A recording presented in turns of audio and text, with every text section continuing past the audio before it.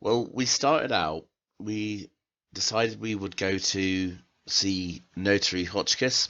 In the morning, we went to see the notary, and he appeared to be a rather devoted manservant. A bit of a, not really a fool, but a little bit bumbling here and there, perhaps a little bit nervous. Anyway, we attempted to coerce Notary Hotchkiss with a little deception about wanting to do a study on the effects of solitary living in large buildings. He didn't quite buy it, but we were still able to get an audience with the good lady anyway. You went on the guilt trip. Well, I didn't quite guilt trip him. I think actually what happened, he accused us of being on what was the word he used? Chancers? He accused us of being chancers, and I kind of said, and I kind of made it seem like, what? Me? A priest? Never.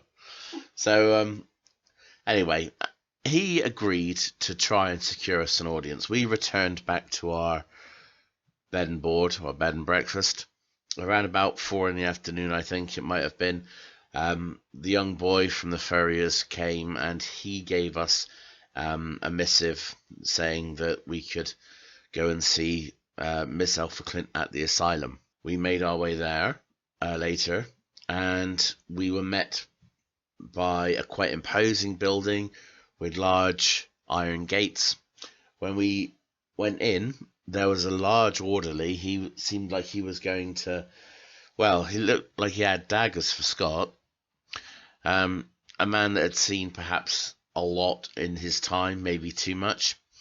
And he took all of our personal items that could potentially be used against us by the inmates. He took all the ones he could find, or the ones which we handed over. He didn't take all mine, I know that right. Well, no, I know he didn't take all of yours. The ones he could see. After that, we met with the doctor. He seemed reluctant to tell us about any successful rehabilitations, probably because he hasn't actually had any. But that being said, he has been trying a number of revolutionary new treatments, caustic treatment. He's excited to try the electroshock therapy. Probably specializes in phrenology and dactopentilism, let's be fair. But the man seemed a little bit too chirpy and upbeat. There's the distinct possibility that the lunatic is running the asylum. Nevertheless, we moved on. He took us through the A wing for the first class psychotic celebrities, and we went to the very end of the hall.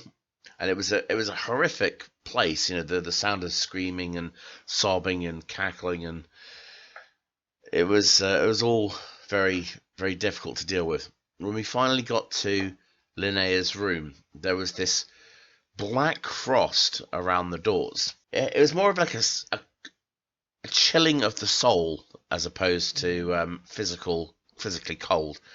And it was creeping all around her doorway. One of the orderlies came rushing out in absolute terror and hysterics. After the doctor had seen to him, got him on his feet and back to his senses, we were able to speak with Linnea. We decided that, well, I think I decided to just go straight for it and say, look, we're here for this reason. We see things. We know that you see things, and we know that there's a society of people that see things, and we'd like some information. She agreed to help us, and not only that, give us access to an entire library of resources within a castle, which she has made us co-owners of. Because she knew that we were Thursday's children the minute we walked in. Yeah. Well, that's the thing. I think the words I used were, we need to understand our condition. We never actually said what our condition was. But I think she might have just put two and two together. The reason she's there, what she has, is probably the same thing that we've got. And if we're coming to her for advice, it could be obvious. But like I say, on the other hand, we didn't actually use the words, the site. But nevertheless, after a bit of back and forth, she seemed to want to know a little bit about us. Wanted to know our backstories, how we came to have the site, and then she hurriedly scribbled a note while she was still lucid enough to do so, and gave it to us. Which made absolutely no sense whatsoever, if I recall rightly. I think it was enciphered. She started to wig out a little bit. We took our leave and made our way back to Notary Hodgkiss, gave him the note, and there was a significant change in the man. He seemed to go from a little bit uncertain, a little bit bumbling, to a lot more confident and, unsure of himself. I think the last thing he said to us was that he would enjoy a long and interesting working relationship with us in the future. I think that's where we left it. Right, are we ready to begin? Yeah. Oh, we did also notice that although she called herself a Thursday child, the black frost was emanating from her, which kind of might have indicated that she had power. Also, I do recall her basically screaming at, or raising her voice slightly to the doctor. Telling everybody to get out. Got out as quick as he possibly could. Yeah. They were terrified of her. Yes. We also know that the feeling of dread and doom stopped the minute that we left through the Iron Gate. There's occultists in the world who have access to unusual powers as well. So, we know we have one in our group. So perhaps she's got a little extra power in that regard. As for the gates, we figured out that cold iron is effective against fey creatures. We've assumed that we haven't verified. Yes, this is it. Yeah. Thing is, how do we verify? A dirty, great big library in the castle. Well, my character's actually already picked up on that from previous reads, hence the successful learning roll. Okay. Right, okay. Okay, ready to game in? We'll start the game. It's next morning. Just finishing your breakfast at Mrs. Rasmussen's boarding house, and you're planning your next actions. You've got a rather sodding large iron key in front of you on the table, so planning your next moves. Carry on, please. Wow, I say we go and have a look. No. It's the first step. See it in the light of day rather than a dreary wet night. Yeah. Well, I see no reason not to. It might have warm, comfortable beds. Not that Mrs. Rasmussen's isn't a lovely place. It's just, why pay for something if you don't have to? Okay then, let's go have a look.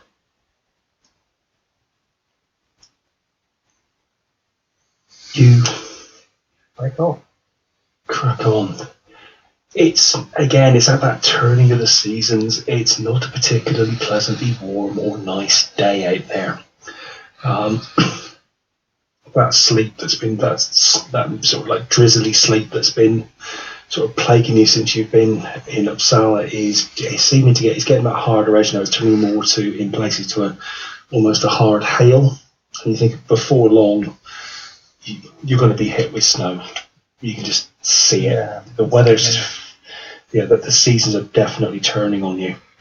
So and it is just bitter cold, which you just wrap up in as warmest clothes you've got just to make your way through the city. You're taking a leisurely walk, and you're towards the tail end of the rush hour. It's pretty much now at the people are about their business, with a few people who are obviously late for work, rushing to get to their employers' estates on time. And before long, you cross the River Ferris, and you find yourself once again in front of the gates of Castle Grillenkreuz. If anything, it's looking a little bit danker and a little bit drearier than the last time you were here. Everything's just got that wintry darkness about it as you crunch up the really quite heavily overgrown drive to the castle itself. And before long, you find yourself in front of the great doors. So what's the plan? We have a key. Use it. With which hand are you using the key with, Alan? My key turning hand. Okay. Is that the one you reserve for loving, or is that the one you reserve for shooting? Asking for a friend. I got to edit this. Yes, you have. Just take it out of whichever pocket. It's probably on my right side. He's right-handed anyway. Yeah. So just take the key out and unlock the door. A satisfying several clunks as you turn that key. You get the feeling that you are turning a substantial lock there. Take a bit more satisfaction in taking the note off the door. It need not be there anymore. With our note firmly in hand, I open the door and look at the grand majesty that is our new digs. I would like you to make a agility roll, please. Do we all have to make it? No, it's just Ali's in front of the door. I take it that was a fail, yeah? Yeah. Basically, you get a face full of pigeon. Pigeon? Several pigeons. It's just you really are taken aback. Just you swing the door open, expected to walk into what is effectively your new homes, your new property, and there's just this fluttering of wings, and you're just hitting square in the face by pigeons. Several of them, in fact, as they just flutter out into the gardens. That flapping of that alarm seems to set the local crows off in the trees as well, and they will start cawing and heckling from the branches. In typical old person style, flustered and blustered, I'll just wave my stick around, to get the pigeons out of the way and get inside quickly before anything else can befall me. You find yourself in the central grand foyer, I suppose the best way to put it, of the castle itself. And it's almost I'm not sure what you were expecting when you walked in there, but the main thing you're expecting is there's the stone flags of the hall is, well, there's a lot of pigeon poo around here. Everything, there are, you can see what's obviously taxidermy stag animal heads. Otherwise, they are shrouded in fairly dusty-looking, grimy cloths. In fact, actually, dust covers seem to cover every single piece of furniture in the house. But also, you've got that smell of, basically of a combination of damp, a bit of guano, and also dust. It's to be expected. This is a house that hasn't been aired in years, and it's an old house that hasn't been aired in years. Right. Oh. We are going to require staff. We need to sort out the finances first of all we can actually afford to keep this place going. Let's at least have a look around, Yeah. assess what we're dealing with. Ground floor is taken up mainly by, obviously, a banqueting stroke dining hall is the best way to describe it. It's quite a large open space, huge old fire at the end. You find the layout of the place seems to be quite confusing. You're trying to get your head around it as it's a new big ass building. Yeah. You do manage to sort of locate quite easily, centered off that particular sort of large.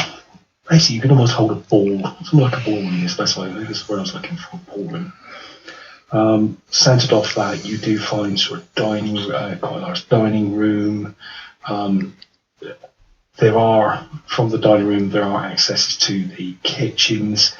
So a myriad of smaller rooms. What looks like basically it's actually quite a well-stocked library as well. Very, very dim. You quite often you sort of also as you explore the place, you almost like dread actually pulling the curtains because you know you are just going to get either more pigeon poop or dust just landing on you every time you pull the curtains back. And after a few hours of just exploring around the place, you do find yourself you're lagged in head to foot in just dust and grime and sweat and pigeon poo, and feeling quite filthy and tired, to be honest with you. But you do establish you do find some bedrooms, plenty on the second floor. You find the library itself, you find the kitchens, and explore the rest of the property. You do find stables, boathouse, workshops, that kind of thing. But also, one thing you do find really odd is a lot of these doors in this place are locked. We'll talk to that gentleman. If we're going to live here, we're going to need access to everything. I will be kind of doing check, like, does the water run? Does it run clear? Modern plumbing, per se, is a novel concept in a castle. Some work has been done in the past, not the recent past, but you do have. You don't exactly have ensuite bathrooms, put it that way, but there are ablutions. There are obviously commodes in most of the rooms, or water closets, certainly where you could at least, take a dump in privacy and let someone else clear up the mess. Water, the main sort of water supply from the house seems to be, there's obviously quite a large pump handle to a lead-lined sink in the kitchen. Mm-hmm. And you do find a similar arrangement up on a couple of the floors and a couple of the wings as well, where you find obviously some basically there's water's heavy and it's difficult to move around. Yeah. So there had a little bit of care and work has been done to at least ensure that you can get fresh water where you need it on the floors. But in terms of basically if you wanted to have a bath, for example, really it would be a case of you're going to need to heat buckets of water up, which you do in the kitchen, and then get it to the floor, which is what servants come in for. It'd be buckets of water at a time. Yeah. Yeah.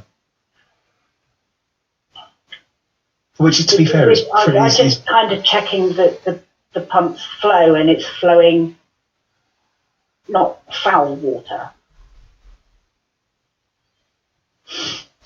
No, it takes it.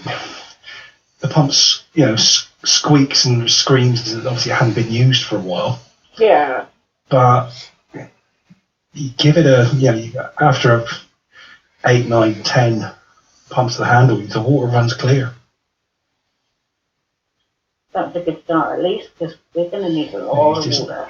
You needed to just basically spend a little bit of time just clearing out. You probably think it's probably the same for the rest of the pumps in the house. Where you know where they are once you find them. You do find yourself, at the stage where you're going to need to do a fair old bit of work here. But saying that, the rooms it doesn't take you long to realise that there are certain rooms you could concentrate on and you could get habitable pretty quickly. Yeah, I'm thinking bedrooms and kitchen is all we need right now. Yeah. We need somewhere. Then we need get somewhere the to cook library. and... Right. Okay. At what time of the day, or how long does it take us to do all of this? Are we talking about all day or early afternoon? Probably say by the time you've got the point where you've got a rough mental map of which rooms you will want, basically which rooms downstairs you want to at least get habitable quickly, which is probably concentrate really the kitchen, kitchen and your bedrooms. You think, yeah, it's probably, you've had a bit of an explore of the place. I'd probably say it's about mid to late afternoon now. Yeah, because I would be doing things like, I don't know if there was like bedding and stuff left, what might be usable, what's perished. All the beds were covered with bedding on them. Obviously, they've been sitting like that for a few years, so you probably think, yeah, they'll need a change. And there are obviously linen cupboards close by, which you've found those as well. But again, any linen in them it's been in storage in a cold old castle for the last. Pick it up, it doesn't fall apart. Is it washable? Yeah, it's washable. If it's washable, we can use it. It's washable. It's just smelling. It's feeling damp and it's smelling damp, so it will need basically laundering. But as soon as you do that, laundering and basically get the beds made, you'll be fine. I mean, to you, Scott, to be honest with you, it's like, yeah, fine. Yeah, so what? Yeah. I've got my bedroll and the floor looks comfy. It's dry. So you think you're going to need to. You could do a lot of it yourselves, or you could hire some people in to do it for you. Kind of thinking a bit of both. Do what we can, but hiring with a massive last job. Mind you, that's the concept coming from the only woman in the group. As you are just discussing this, and I assume you'd be discussing this, at the end of the day, you're all still a little bit more just on the size of and the wealth of the property, because as you uncover things like the furniture, you realise it's actually good quality furniture. Yeah, it's under a layer of dust and a little bit of mould here and there, but it's all good quality stuff. I'm thinking it might be worth talking to the lady that runs the bread and breakfast. See if she knows local people that would be reputable for like cleaning and stuff like that. Try and get a local to bring in local, so to speak. As you're sort of discussing all of this, you hear a bell just ring. Just jangles 2 or 3 times. I'll make my way down to answer the door. Okay. I was going to say, is there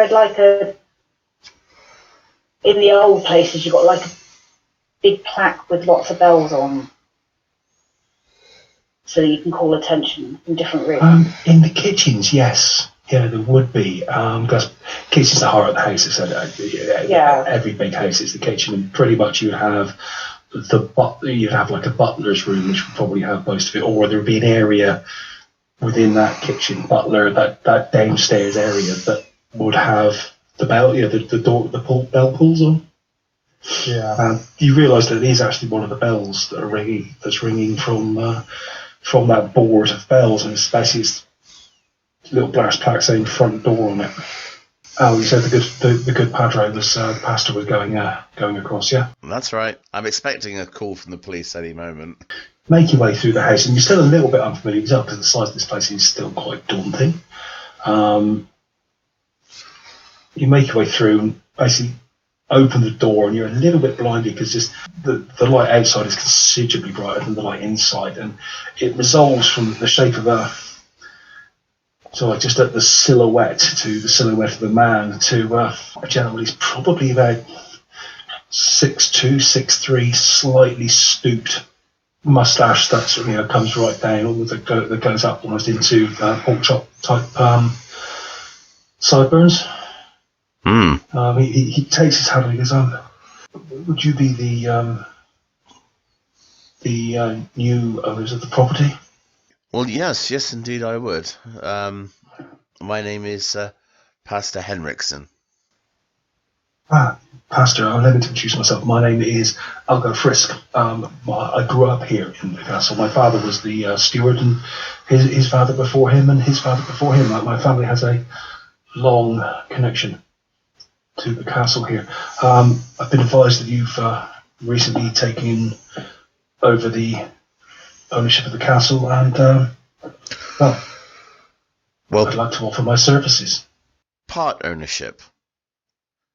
But yes, that is correct. Well, why don't you come in out of the cold there, young lad? Make yourself at home. Unfortunately, it's not much to look at the moment. We've been spending most of the afternoon cleaning, and I've been spending most of that time supervising. Basically, holds his hat sort of, pretty much to his chest. He looks around and make an observation roll. Oh. Certainly. Oh, damn. Yeah, okay. 3 successes. On the surface, you see someone who you see a sense of, he looks actually quite happy to be back in the place. He smiles, and then you realise with those other successes, what you're looking at is someone who has missed the place. Yeah, there's that sense of he's like someone who's like returning. There's the sense of someone who's returned home, and also you get the impression just that there's the sense of absolute familiarity.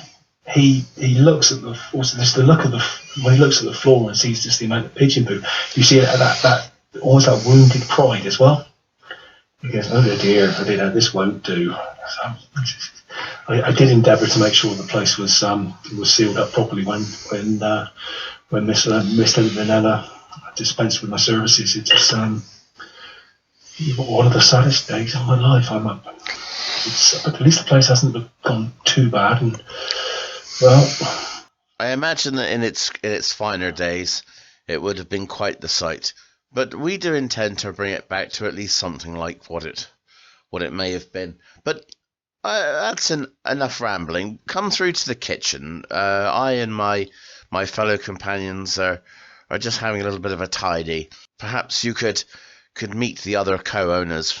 Yes, is Miss Linella still involved? I've word from Mr. Hoskins that the place was opening up again.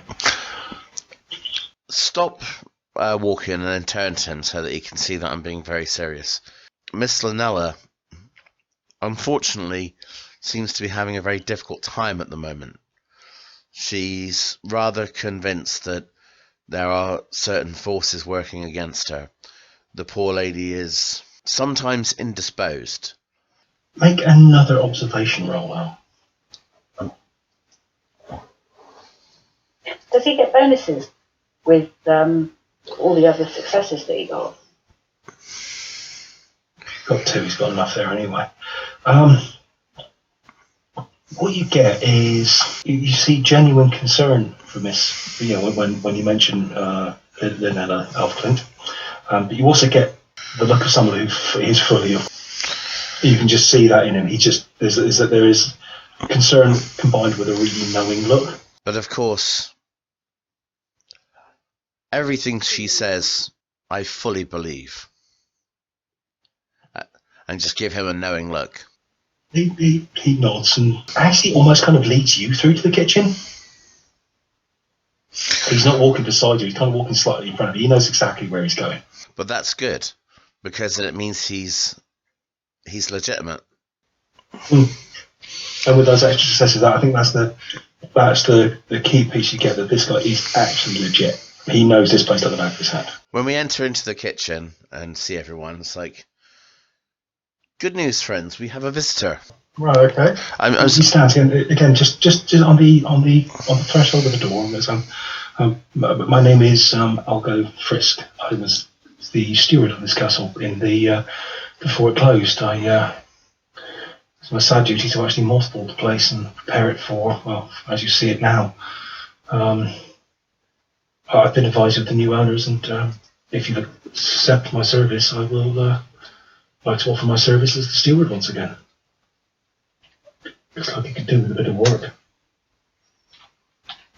That most certainly could. What are your rates? We'll discuss rates at another time. I'm happy to accept my former rates. Mr. Hoskins knows all about that.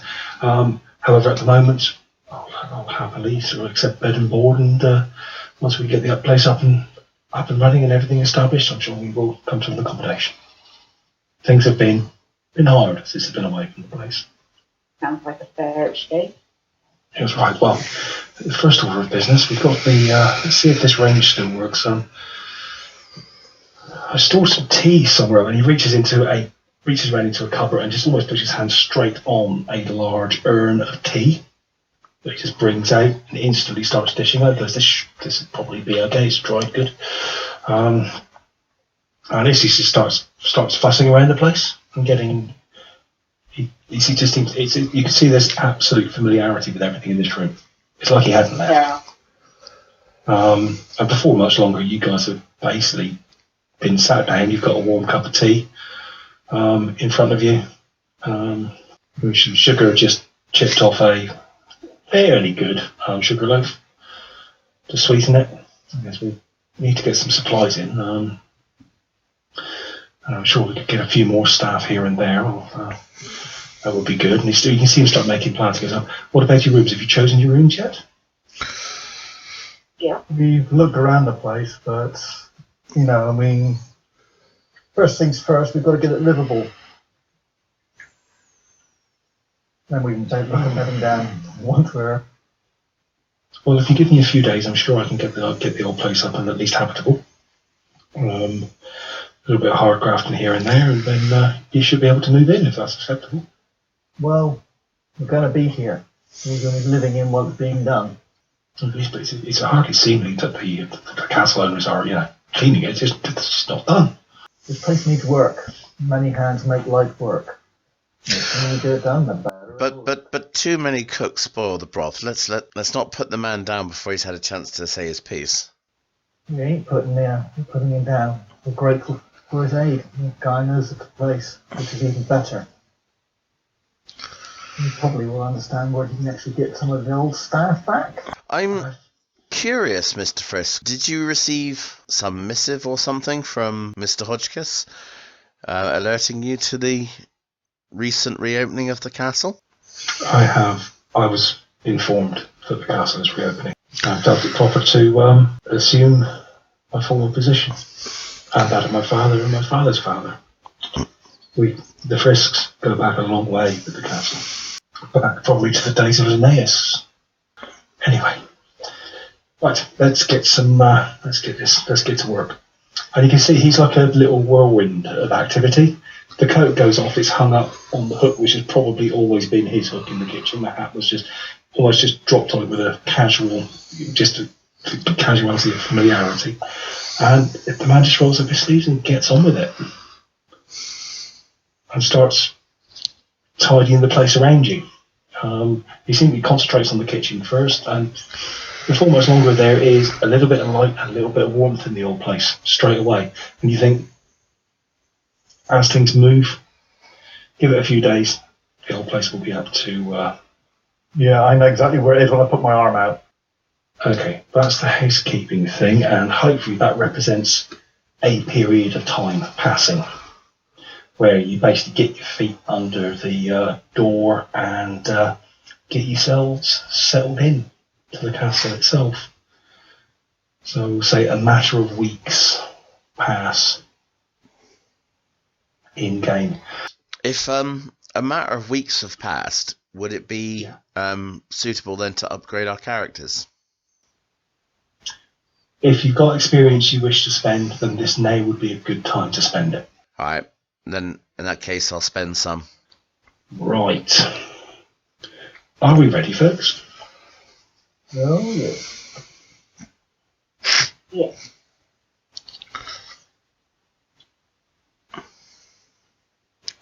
The weather has definitely now turned. It's gone from that dank but humid enough to still rain, humid and warm enough to still rain, down to that. It's that piece of like the cold stage of the year where any precipitation now is falling as just light flurries of snow. It's not enough to coat the streets. But the weather has definitely now turned towards winter. You've had a couple of days of bad gales blowing in the previous gales blowing through on the previous week. There's been that sort of like spitting snow going, and there's been frosts on the ground at night as well.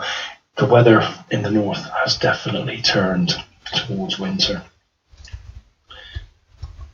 Word has got out around Uppsala that Castle Gillenkreuts has reopened. If nothing else, just the sheer fact that there are lights on in some of the windows and there seems to be activity around the place. Frisk seems to have been a complete powerhouse. You're not sure if the man's actually slept at all.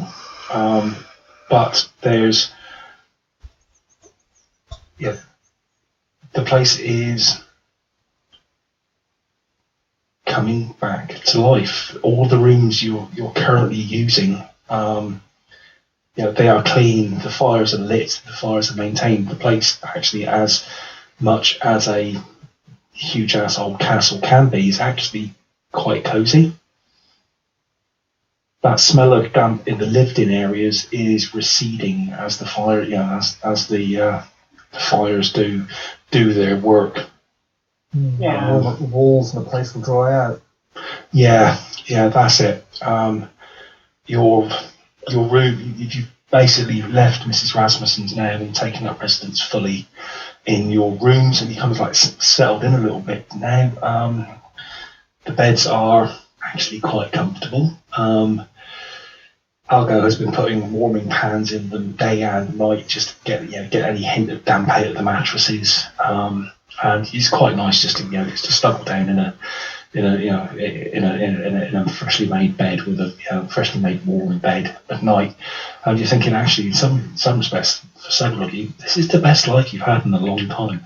You're still all helping out where you can to your skills and ability in the around the place, and also just obviously sort of getting yourself familiar around Uppsala as well. You've had very little contact with Linnea or Mr. Hotchkiss. He's done a couple of courtesy visits just to make sure he's settling in.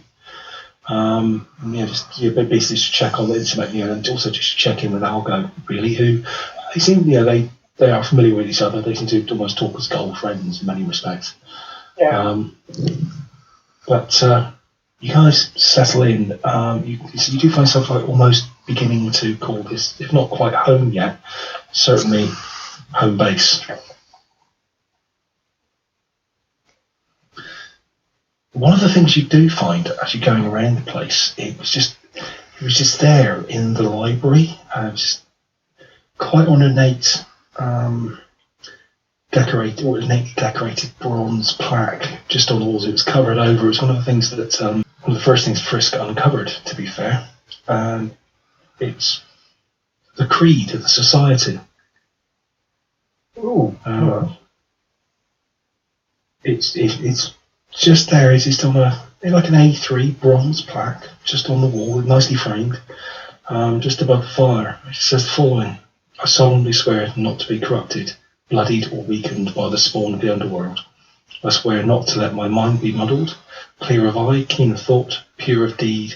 I swear to put the society before my own ambitions and emotions. My life for my comrades. I pledge my life to you, Holy Artemis, for the battle against Vaesen and the protection of mankind. Is it No, there's no date on it at all. You see Frisk as he uncovers it, he does just take a moment just to just to stare at it, almost a little bit of reverence, to be fair. Sneer slightly at some of the comments written there. It seemed quite a powerful oath. Yeah. And the fact that it's been put down in bronze on a wall implies that it was of great importance to wherever this society was. As you're looking at it, there's the front bell goes again. And Frisk just sort of like starts out of his reverie and just goes, I'll just check the front door if you excuse me. He comes back a few minutes later holding a note, a letter. He goes, I believe this is for you. He just drops it on the library table. It's sealed with a red wax seal with the word Clynt quite distinctly embossed into the wax. Wouldn't be Look at surprised the others. if that's one of the usual powerhouses around here. Open it, read it. crack it open. You open it up, and another piece of paper enclosed within the first. Most letters at this time are actually, the letters are written and folded in such a way and then sealed. So it's quite odd there's no such thing as an envelope in 1963. They would literally just fold it all up and then seal it with wax, seal it with sheets up. So, but there's another piece of paper inside this blank sheet of parchment. And it appears to be almost like a flyer. It says the following: "The Dance of Dreams. A shadow play of horror, murder, and revenge! !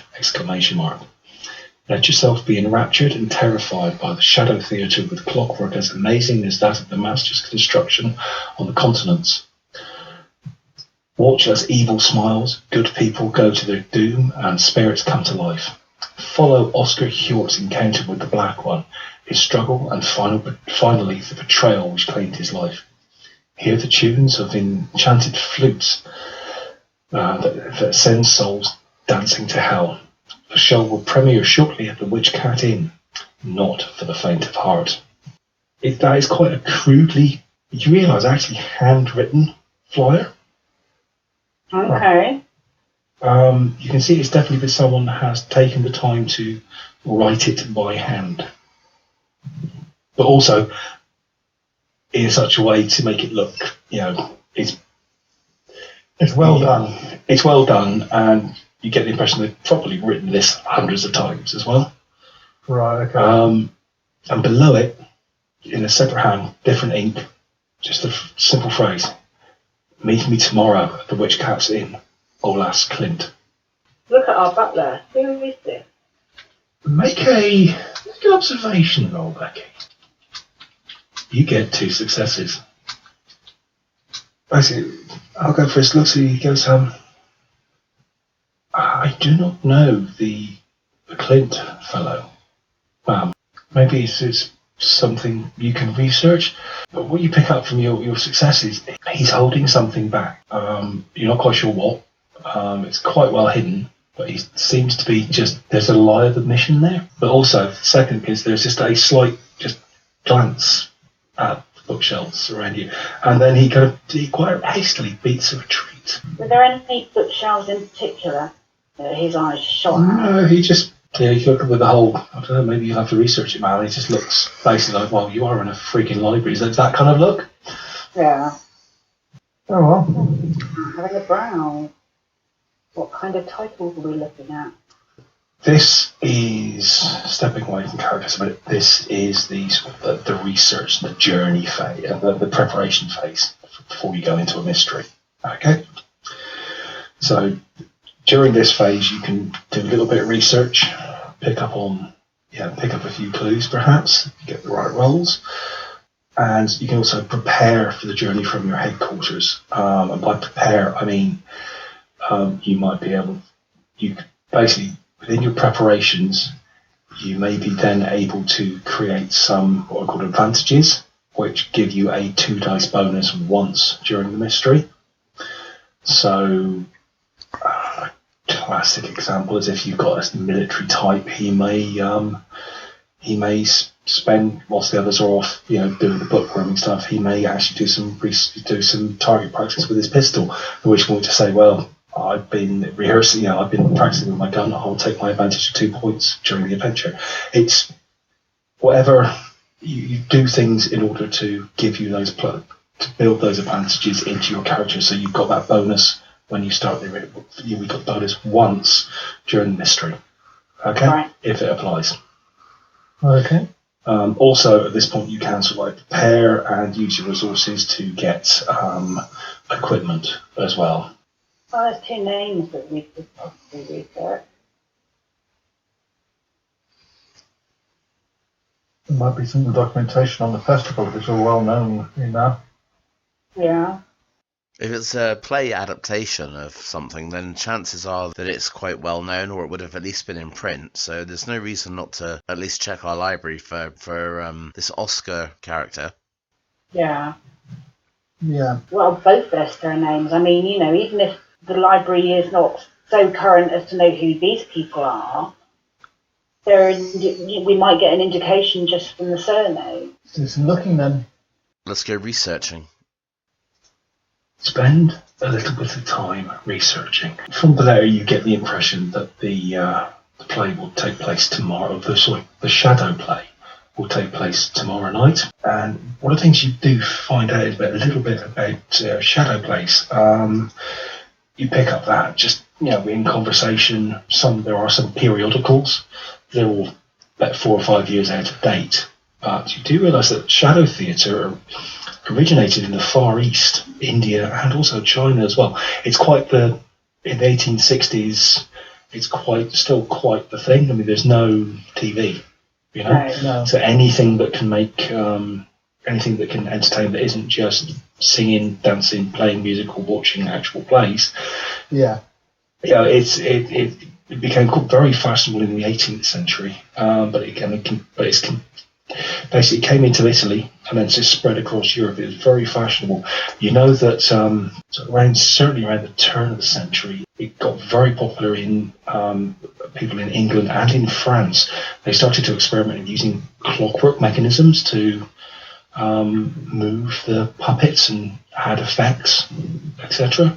You start sort of scanning the shelves of the library. You realise that actually quite a few of the books in here, actually some of them do relate to the society itself. It was the first time you really had a good look at the place from a research point of view. In one of the tomes is a list of the society members that dates back to the late 18th century, and you do find the name Oscar Hjort. He works as a writer, and from the short biography you pick up on him, he spent time in Paris studying under Father Dominic Serafin, a famous artist who put on shadow plays for the court of Versailles and also the Palace Royal. Well, it's odd because this is it's 1863. This guy was sort of active in Paris around almost 60 years ago. But you also know that he was a member of the society, therefore he was the same as you, a Thursday's child. Wasn't it also that the flyer said that the play was about his demise? Yes, it did. Followed Oscar Hjort's encounter with the Black One, his struggle, and finally the betrayal which claimed his life. The Black One? Yeah. Was it a black shadow around the nail? A wildly assumptive of you, that you're right. As you guys started digging into the journals and the notes, actually there is a ton of information here about the society, just buried in the shelves. Again, it's a combination of membership lists. You do actually find almost like a society journal, almost, which goes into some of the history. Can I have a learning roll, please, from all of you, or from one of you, and I will give the other two as assists as you both of you sort of pore over the notes. 3. 3 successes, nice. You start digging through and you find a record of something that Linnea mentioned, actually, the Oulu fire, O-U-L-U fire, which occurred at the end of the 18th century. It mentions that actually the society, it basically fell apart. There were only sort of 3 real sort of like society leaders left at the end of that event. You mentioned it basically it's known as the Oulu fire, referred to occasionally also as the Oulu massacre as well. But it looks like the society it almost went into hiding as it rebuilt after the event, and the gathering place they used was the Witchcraft Inn. Ooh.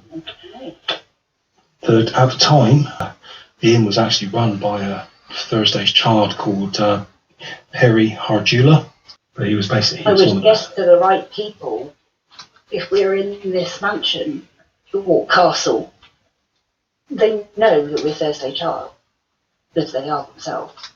Some people might be, yes. So, there's another piece of information you need to look into. And I will ask Clynt itself, what are you doing with him? Look up and see if he's in the society. You don't find any names. So, the records aren't that complete. They certainly peter out and dwindle quite heavily around that period of the Ulu Fire in particular. They become more fragmentary and broken. I'll give you that, because basically that was where it all kind of fell apart. Yeah, Right, it right could have been an emerging. Well, no, because segment that was all that. I time. mean, bear in mind that was what I was late 17th, early 18th century. Anyone around at that particular point in time would be absolutely ancient now.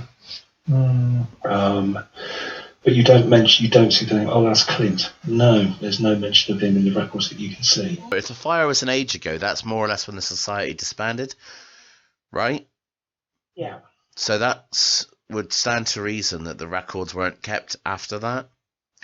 Now, if this new fellow is possibly another related individual, I expect, that's why he's not within the records, because Al just said anyone would be either ancient or probably deceased. That's unusual, though, don't you find? That there's this account of an Ulu fire, whatever that may be, and then it's a fire that takes out much of Uppsala that causes Linnea to go into herself and leave the castle completely. Coincidental, wouldn't you say? Yeah. Too much other coincidental, isn't it? It's odd, yeah. But certainly, that from what Linnea said, you recall as well, that pretty much only 3 members of the society survived that fire. One was her mistress, the Baroness. I'll give you the names again. She did mention them. Yeah, she did, because they kind of terminated it off and made their own branches, basically. There was a separate. She did say that she almost spat the name of the Rasmussens. Who were just out to completely. They just want to hunt and kill. Yeah. We had one Baroness Coca-Cola. There was a Professor Albert Weidenhelm and Countess Hilma Thunensteinrath. And they were the 3 survivors. But you also know she did mention that the professor, he went to Norway, to northern Norway, and seemed to have disappeared. The Baroness was last seen getting on a ship to southern Sweden. And Countess Hilma, she travelled east, leaving no information as to where she was going, which kind of left Linnea and a few raw recruits left holding the boat. Yeah, that was after this Ulu fire. It was quite a while after this Ulu fire as well. But that seemed to be the heyday was the late 17th, early 18th century. This Ulu fire killed it. And that's where things start to get... But you can see it in the records, they're not as well kept. You see the odd name in there, but that's about it. Things get very much more fragmentary. What you don't see is the name of Clynt in any of the records you have here. Do we see the surname at all? Clynt, no. So in your library, you do not appear to have any mention of this man. Right, okay. How are you going to dig it? So how are you thinking about finding out that in? Well, I think it might just be a good idea to go to the Witch Cat Inn for this recital. We've been working day and night for weeks now without rest. I think it's time that we went off and enjoyed ourselves a little.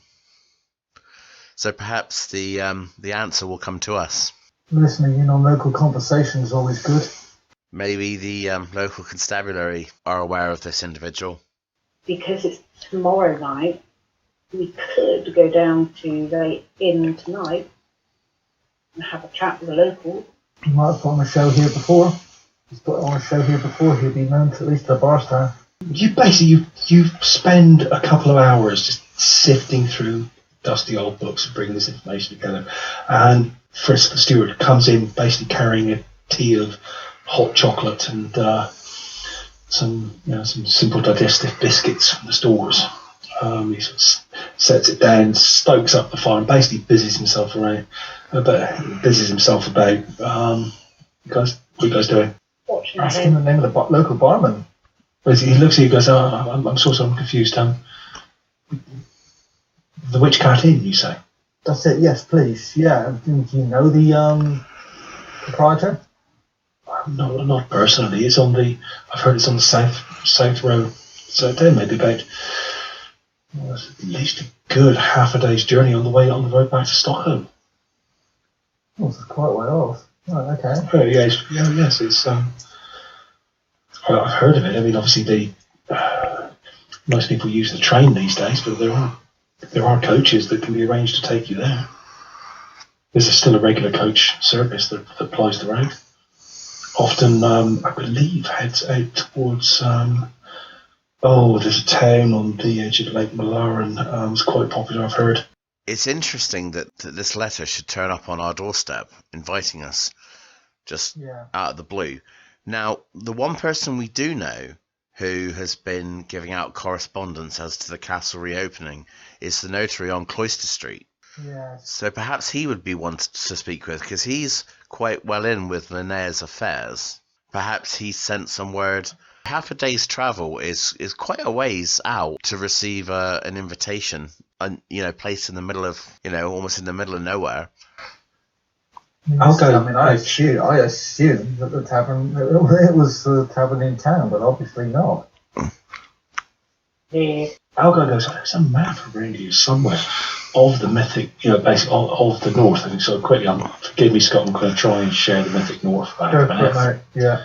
Okay, so here's Uppsala. This is Lake Malar. You've got the railway line. It's got the main road that trots down. Now, the Uppsala South Road, just to go into a different level of detail. Here we have Uppsala, and you head south through some forests. You're within sight of the lake in many places, and here's the Witch Cat Inn. It's right on the crossroad. You've got a ferry crossing, it takes you on to Hartura, or you've got Sigtuna at the end of the road. Okay, so it's a fair distance out by current standards. Yeah. Don't stop sharing.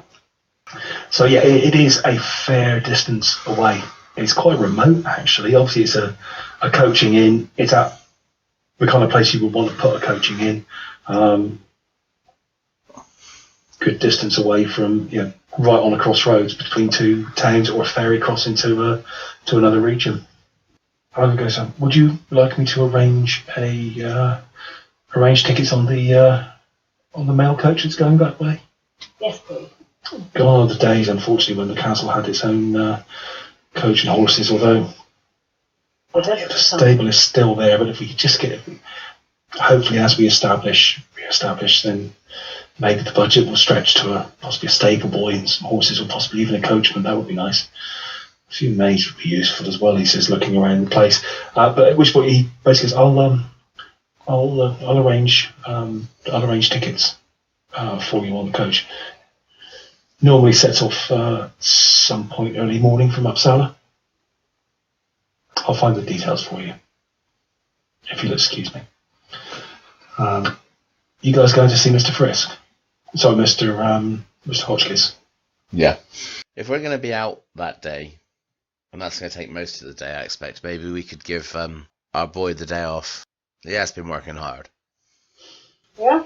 Frankly, he's been working himself into an early grave. He's producing minor bloody miracles around that place. Every day you see something else that's just been cleaned, polished, or generally put back the way it should do. Let alone all just the daily tours. I mean, there's always hot coffee or hot chocolate available for you guys. I mean, he's throwing together pretty rudimentary meals, but they're he's cooking. He's cooking, he's cleaning, he's making the beds, he's doing everything on his own. Yeah. Go find our boy Frisk. You find him basically in the kitchen. He's just basically putting his coat on to head out to arrange the tickets. Ah, there you are, my good lad. You say good lad, he's a man in his 50s. Yeah, I suppose. It's just like a quirk my character has. I have to say, you've done an amazing job here at the castle. Whilst we're out enjoying the time at the Witch Cat, we'd like for you to take some time for yourself. Once you've collected our tickets, feel free to make good use of the rest of the day to your own ends. We feel you've deserved it. Oh, thank you, sir. I've been wanting to have a look at the stables, and it'd be a good opportunity. No. That's work related. That's work related. I said go and enjoy yourself. Go shop, or take in a show, or go find some spiritual enlightenment or something. Yeah, make an observation check, Al. No, okay, fair enough. Yeah, he nods and thank you, and just puts his coat on. He goes, I'll see about the tickets to make sure they're arranged. He goes, I may need to draw down on some funds. Oh boy, not a problem. We'll get those to you. You can all apart from Scott probably, but you can all easily chip in, and it's something. I'll take it as cash, but it's cash on hand type stuff. You can afford that with your resource levels, so it's easily done. Right. With the sent in with the money. Yeah. Yeah. We wouldn't let him walk out the door without funds in his pocket. Yeah. He heads off. You guys get yourself ready, and you head out into an increasingly blustery, miserable Uppsala day, and you head down towards the notary's office. You run the gambit of the furrier, who seems to be doing quite a brisk trade actually. Obviously, it's the summer for a furrier in the north is, they tend not to do much in terms of trade, but the shop's actually quite busy as people are looking at, warm clothes, gloves, hats, etc. As we're walking, I'll say to the others, said that fellow Frisk, he's been working exceptionally hard as of late, but it's almost like he didn't want to go and have a day off. I think most servants would jump at the chance to have a day to themselves. His level of pride in what he is doing is very, very high. Well, yes, but let us be fair. On the seventh day, even God rested. Don't take this the wrong way, but not everybody believes in the same gods you do. I look Scott's character up and down and just nod in agreement. Nevertheless, I feel that Mr. Frisk he's probably going to do himself an injury if he doesn't slow down at least a little. Perhaps what he said earlier would be prudent to look into getting some maids for the place. Yeah, I think the more staff we can get, the less he will actually work himself into the bone. As it stands, however, we'll need a source of income. Oh, apparently there is some funding for this place, so maybe we can actually dip into that. Maybe the notary will know more. Perhaps it'll be something to ask him along with questions about the witch cat. Indeed, I think testing up our finances with him would be a good idea. I think a couple more internal staff would actually do Mr. Frisk some good. Yeah. A cook and a maid. Yeah. Would take that quite a burden off his shoulders. Okay, you find as soon as you get to the notary's office, basically the boy you've seen before, he instantly the father whilst he's dealing with the customers, all just like he's quickly waves a hand, and the boy instantly takes you upstairs. Obviously, you're now just recognised, and yeah, that's why we're here. You're whisked upstairs. You can see that the family's actually, several members of the family are quite hard at work actually upstairs at tables, basically producing mittens, and the wife and some of the daughters and one of the older sons. Some of the younger children sort of play with the scraps and generally make a noise of themselves. The furrier is obviously, the nights are cold and the wife is friendly in the north. It's quite a large family actually, to be fair. You soon whisked up to the notary's office, who ushers you in and basically offers you a warm drink or something a little stiffer against the wind, against the weather. Please come in, take a seat. I trust you're settling into the castle, okay? I took the liberty of contacting Mr. Frisk. He was the previous to the family goes back generations. Well, we already knew that. We already knew that because he's made a couple of visits to us during the weeks that we've been there. Yeah. Is he settling in okay? Any problems? I'd hate to, I'd hate No. to be a problem with Argo. He's been an absolute stalwart of the castle for his whole family has. Well, no, there's no problem with him at all, except for the man doesn't seem to want to stop working. Although he did suggest we get some more staff in, and I think that's a good idea, as the man seems overworked. He wouldn't even take a day off. He's, it was not a pleasant day when we had to let him go. I think quietly he suffered somewhat. His life has always been the castle. When we took that away from him, I think he suffered somewhat. So maybe he's just glad for the opportunity to reacquaint himself with the place. I'm sure he'll settle down. He's definitely dedicated to it. He seems reluctant before he will have to raise a hand to actually get stuff done within the place, which is... Knowing Algo, that would be a point of pride more than anything else.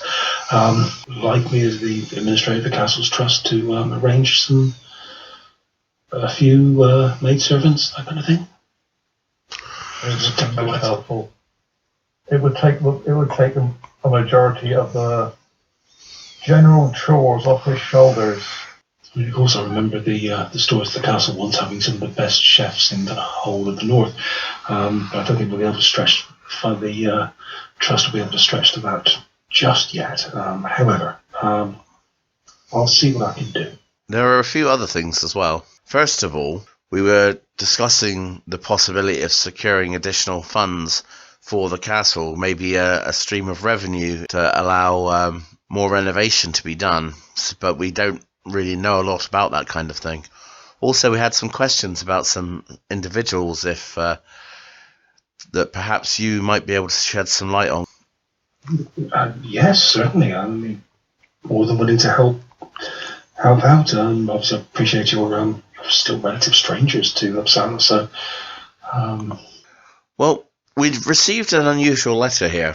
It appears to be a flyer for some kind of performance, a shadow theatre performance, and it says that we're to go to the Witch Cat Inn.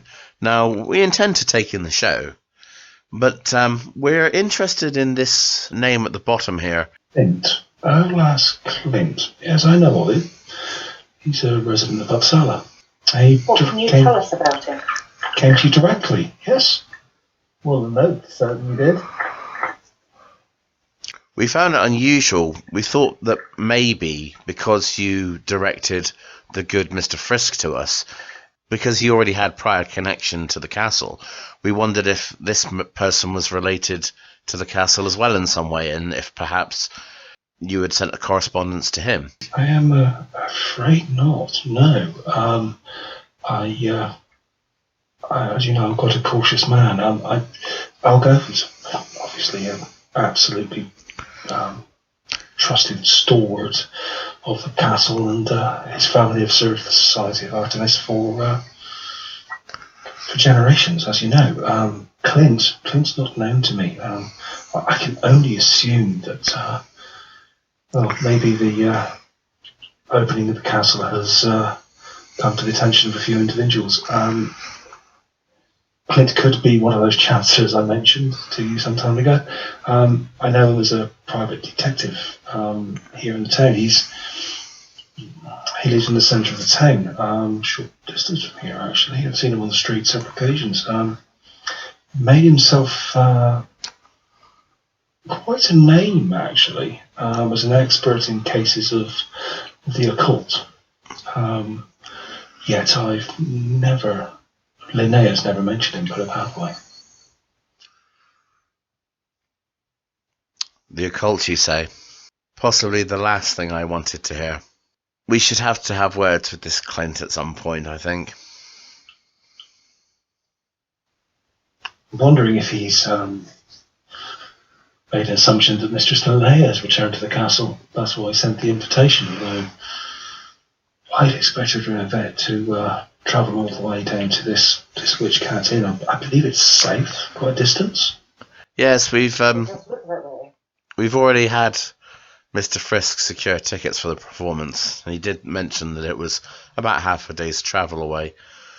Unusual, we thought, considering a place so far out. Still, I imagine a place as grand as Castle Gillencroots doesn't reopen without the next town over noticing as well. It could be the fact that the invite comes. Well, the flyer has been sent by this Clynt character. That sounds like he would be expecting Mistress Linnea to turn up and not possibly yourselves. I should prepare yourselves for that. A good point. That is a good point. But I can assure you the castle reopening has attracted quite a bit of attention in town. They've been used to it just sitting there, brooding, death-like, over the city. Now, it's good to see the lights on. So yeah, basically, Mr. Hotchkiss essentially just says, well, you know, I know of him. I know he's had some success in dealing with, you know, investigating the supernatural, but also he's kind of published a bit of it as well, if you know what I mean. He's made it into the papers. Oh dear. Mm-hmm. There's like a local library around here? Well, there's a university. There's actually the Uppsala Gazette as well. Oh yeah. Paper. Yeah, that's a good point. Give you the Might name be of the having to newspaper and sit and read through old papers. yeah, it's called the Uppsala Gazette, which you've read it most mornings now. Everyone seems to buy it. It's the closest thing to the city newspaper. There are some, there's obviously like a Stockholm Times, etc. But the Uppsala Gazette is the main one. It's located in a quite large, very noisy building. It's obviously got the print works associated with it called the Olympus. It's quite a large staff. Right, it's down here on Monk Street in Castle Alley. Yeah, towards the south of town. It basically comes out 3 times a week. So it tends to focus on the city and surrounding communities, although occasionally quite a strange or entertaining story from the countryside finds its way into the paper as well. Well, if the notary hasn't got any more information for us, then it's worth a look. We'll leave him with the task of recruiting some maids and maybe looking at our finances to see if we can't generate some revenue. You head across town and the weather is noticeably worsening. The winds are really picking up. They're getting quite, it's bitter chill. It's kind of weather now where you basically, your collars are turned up as far as you can, your hands are as deep in the pockets as they possibly can as well. And you really are buffeted by the windstorm that seems to be beginning to hit the city. There's sort of spitting rain, often turning to, on the edge of hail, quite blustery as well. Really buffeted as you make your way down to the building which is known as the Olympus. It's quite a bustling building. You see paper being delivered from the mills. You see stacks of newspapers being thrown onto wagons and moved out. It's when you make your way inside, it's quite. For me, there's like a main reception area, which obviously has copies of the newspaper. There's a front desk. There's a room behind it where you can see reporters at work. It's about good 20, 30 people in there. The air is quite smoky with cigarette and pipe smoke.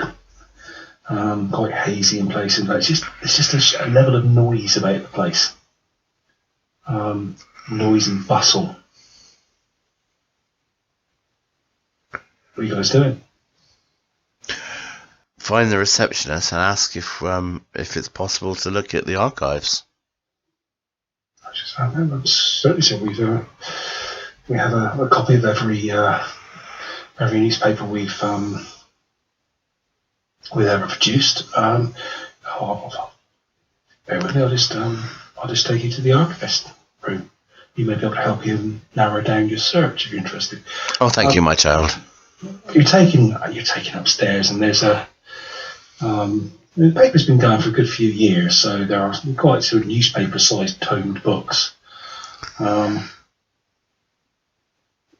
the area, and basically there's an older gentleman, thick, very thick, sort of pebble glasses.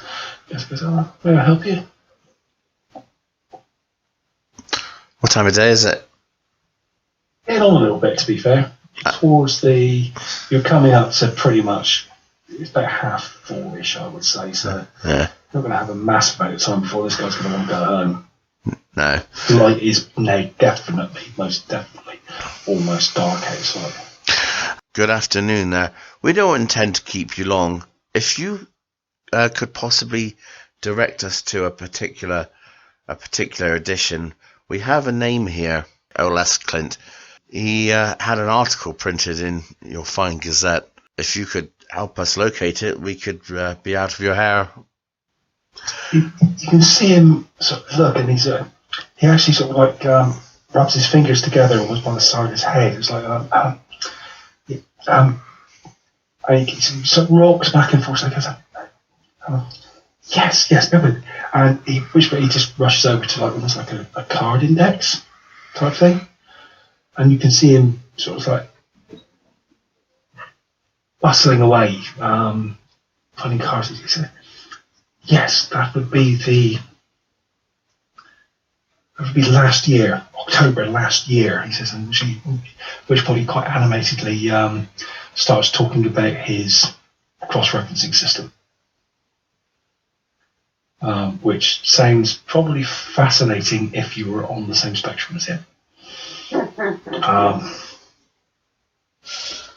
Well, that sounds quite fascinating. Clearly, God has given you a gift for organisation. Nevertheless, we don't want to keep you from your work, and we have things to research. He does actually pull quite a weighty, large leather-bound book where obviously the individual editions have been bound within. It seems to cover the month of October last year, so almost covered a year ago. Takes a little thumbing through, but he does eventually open to a page and shows you an article, a story of rather outlandish claims that of a child abducted by trolls by the local village, which I'll ask Clynt helped track the child down.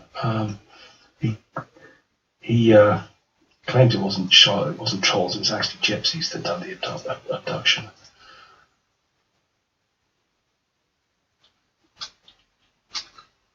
But there's quite a tale of how the child was extracted at gunpoint from the gypsies' camp at one point. It's quite an alarming, quite sensational story. Does it seem almost deflective in its sensationalism?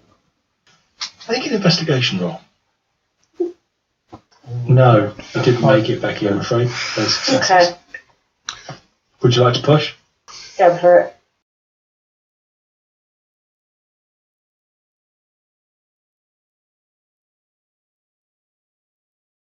Yeah, you're reading between the lines, and 4 gypsies read definitely trolls. Yeah. That's what you pretty much get from it. You can see that almost it's like someone's re-edited that story to say, actually, no, it was definitely more than trolls, it was gypsies. But it's basically the way you read it is actually probably just really was fucking trolls. let's make something much worse as like a gun point moment. You think that that's bad enough? Yeah. You manage to sort of like, you read that story, but also you get the impression that the guy is beginning to pack the place up and prepare for the evening. You can see that the place is beginning to wind down a bit. You make your way back out to the castle. You find Frisk is there already. He's placed on the kitchen table a number of tickets for the mail coach tomorrow. He says, I suggest you wrap up warm. The weather's not looking like it's going to be too good. But the coach should get you there by probably sort of late afternoon, early evening. Right, okay. Thank you very much. And do take some time to rest tomorrow, please, for our sake. Yes, well, I'll do my best.